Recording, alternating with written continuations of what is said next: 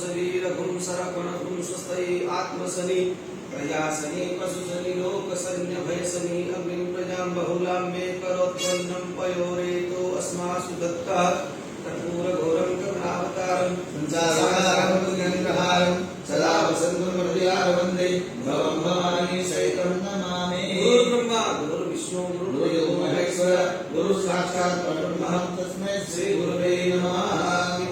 देवो भव आरति पार्थिव भूम्रजः पितृप्राय धर्मभिः आत्मेकं वर्तते तमः कर्पूरपात्रे नमनो हरेण स्वर्णपात्रे तपसा पुटेन आदित्यवासा भवभावनाय आरातिकं येन समर्पयामि। आरतिकं समर्पयामि जले शीतलीकरणं ॐ द्यौः शान्तिरन्तरिक्षं शान्तिः पृथिवी शान्तिरापः शान्तिरोपदयः शान्तिर्वनस्पतयः शान्तिर्देवाः शान्तिर्ब्रह्म शान्तिः सर्वं शान्तिः शान्तिरेव शान्तिः सामा शान्तिरेधि।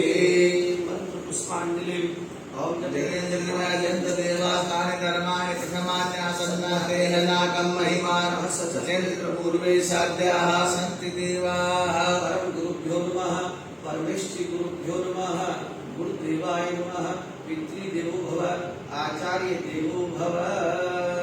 मंत्र पुष्पांजलि समर्पयामि। प्रणाम करिए।